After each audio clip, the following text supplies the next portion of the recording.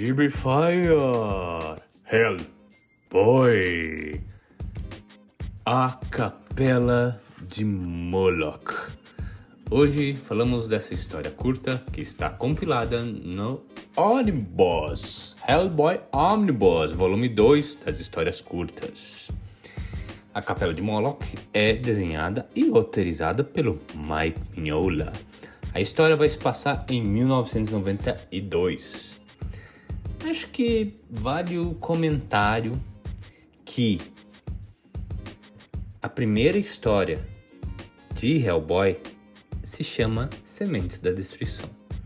Essa história, ela conta a origem do Hellboy lá em 1943 e depois corta até 1994.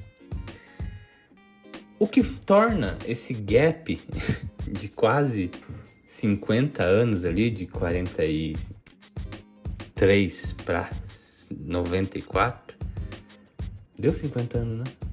Deu 50 anos, né? Essa história fica meio que escondida, porque o lore principal parte dali e vai, né? Vai embora. E daí, as histórias curtas seriam esses pequenos insertos com essas histórias, né, do Hellboy, só que no começo da carreira, no conjunto com o BPDP e tal, investigações paranormais, né, ao longo dos anos. E tanto que a nossa primeiro programa aqui foi, né, o Panquecas, que é aquela história com o Hellboy criancinha, né, com quase 4 anos ali, né. O que é engraçado, a gente já tá há tanto tempo nessa jornada que a gente está quase chegando ao fim. Estamos em 1992. Tem realmente poucas histórias para a gente cobrir e terminar o Omnibus Volume 2 e começar de fato o lore do Hellboy, né? Então, para você ver que a jornada, né, de leitura do Hellboy, ela é meio que vai gratificante, cara. Porque você vai vendo, cara, eu tô quase chegando na primeira história do Hellboy, né? E a gente já passou por tanta coisa. Então isso é muito legal. Estamos na Tavira, no sul de Portugal. O Hellboy, obviamente, está investigando uma parada meio estranha. Tem esse cara que ele tá levando o Hellboy ali numa capela e tal. Ele achou muito estranho que o seu artista, ele não tá respondendo direito, sabe? Ele ficou ali pra pintar umas coisas e parou de responder. Aí ele falou, vou chamar o Hellboy pra ver o que tá acontecendo com esse cara. É muito legal, porque quando o Hellboy entra na capela, ele vê as obras de arte que esse cara tá pintando. E cara, bate o olho assim, o Hellboy fala, ele imita o Goya.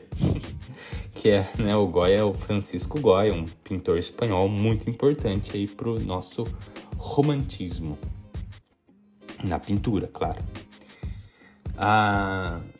Eu até voltei no original para ver o que o Hellboy fala nessa hora. Ele usa o termo ripping off, né? Que é uma expressão para você jogar pro plágio, né? Ele literal, a Mythos escolheu o termo imitar, né?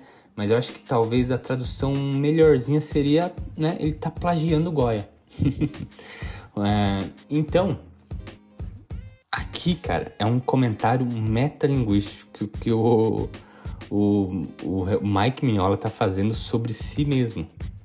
Tanto que, quando o Hellboy entra nessa capela, a gente é deparado com várias cenas, assim, de demônios lutando na época vitoriana e, sabe, aquelas pinturas super, super, super românticas, góticas do século XVIII ali, entre o século XVII e XVIII. Tem vários quadrinhos só disso. É como se a gente entrasse numa galeria de arte, né? E as artes estão ali quase que olhando de volta para nós, né? E no meio dessas artes está o Hellboy. Ele tá imitando o Goya. Cara, isso é um comentário super metalinguístico porque o estilo do Mike Mignola é super, super, super inspirado no Goya. E quando o Hellboy fala esse ripping off Goya, né, imitando o Goya, é meio que o Mike Mignola falando assim, eu tô imitando, gente. Mas vamos ser francos.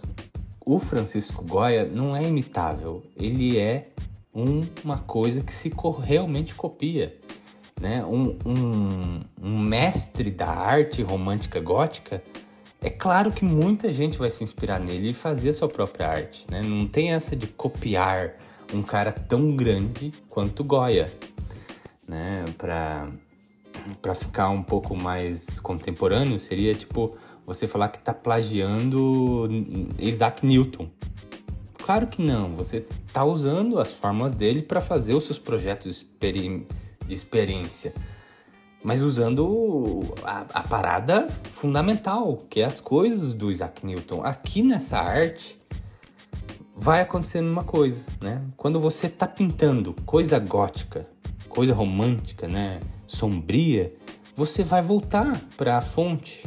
E a fonte seria, uma delas, é claro, o Francisco Goya, né? Esse cara que sacramentou esse estilo de arte, né? E que é tão vislumbrante hoje. Procurem aí artes dele. É assim, você fica horas e horas prostrado vendo essas artes do Francisco Goya. Tem até um comentário assim do cara falando, não, ele vai salvar o Francisco Goya. Essa juventude não se importa com os pintores do passado, né? O meu artista que eu contratei, ele ia reviver essa época dourada, né? Então, basicamente o que eu falei, só que com palavras de alguém que tá quase ganhando dinheiro com isso. Mas enfim, passado esse comentário metalinguístico aí, né, sobre arte no gibi. Ai, meu Deus, comentário metalinguístico sobre a arte no gibi do Hellboy. Vai se fuder, isso é muito bom, cara. Isso é muito bom mesmo. Então eles vão andando pela capela e daí eles se batem com uma estátua gigantesca de um demônio ali, todo com cabeça de boi e tal, e gigante. Aí o Hellboy fala, pô, mas ele era pintor, né? Não escultor. Ele fala, cara, eu acho que ele nem sabia esculpir. Aí o Hellboy falou, tá, ó, vai ser complicado, viu? Esse cara aí né, abominação dos filhos de Amon. Então, momento demonológico do Hellboy. Amon era um dos marqueses do inferno, né? Lá corrompia 40 legiões do inferno e tal. E também, né, ele fala abominações dos filhos de Amon. É um Moloch. É um demônio bíblico. E é verdade, né? Esse Moloch, ele aparece na Bíblia, né? Em várias passagens, aliás. Eu fui pesquisar um pouco, né? Ele aparece bastante, assim, e sempre é representado do jeito que tá aqui no gibi. Esse corpo humanoide, só que com aquela cabeça de touro e vaca. Os estudos podem indicar que ele era parte de uma cultura sumérica, né, da Mesopotâmia.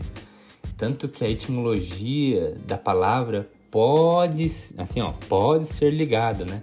Moloch vem de um sufixo do milk, né? Então o milk virou Moloch, depois de várias reinterpretações, né? Isso vai passando, vai mudando.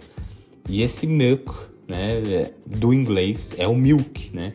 Que era esse deus que era provedor de leite e cuidava do rebanho bovino.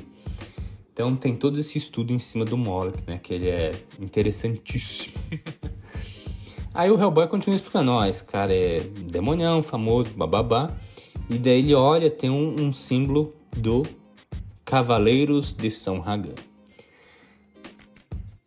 Referência!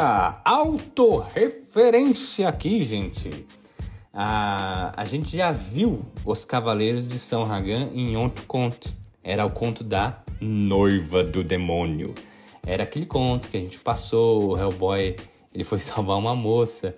Aí a moça não era raptada, coisa nenhuma. Ela estava se doando como esposa lá do demônio. Ai, como é que era o demônio dele? Era o Asmodeus, né? Que era aquele cabeça de leão.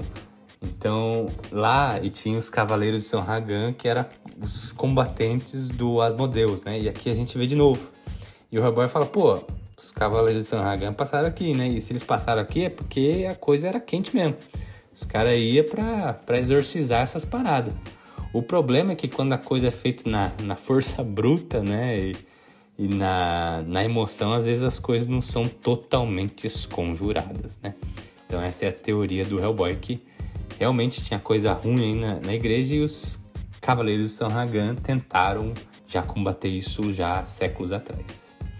Então eles meio que se esconderam ali e esperaram, porque à noite aparece o artista, né? As velas vão se acendendo com chamas verdes, né? Vira um cenário um pouco demoníaco e tal. E o cara recita ali, parece que tá em transe. Ele fala Moloch. E de um buraco ali na própria igreja sai um demoninho. E esse demoninho meio que vai montando em cima do artista. E o artista vai continuar moldando lá aquela estátua do Moloch, né? Então ele está sendo guiado por esse demônio que saiu desse buraco.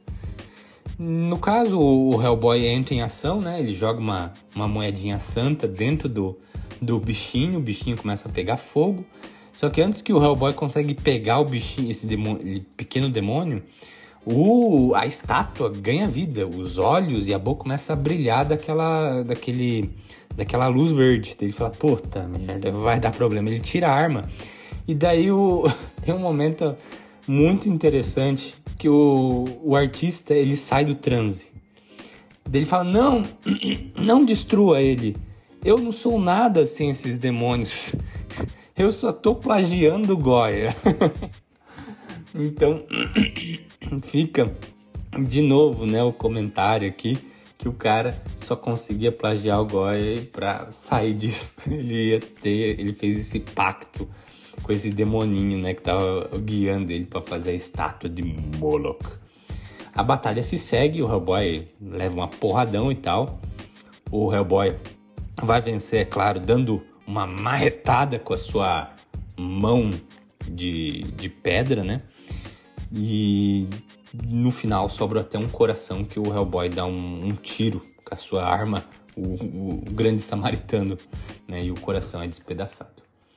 Nisso, o demoninho até que consegue fugir pelo buraquinho, assim, mas meio que tava queimando, assim, né? Ele meio que pula pra morte dele.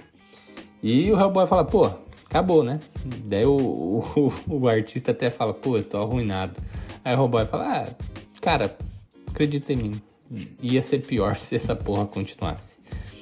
E amanhã mesmo dá um jeito nessa igreja, ou pelo menos fecha esse buraco aí.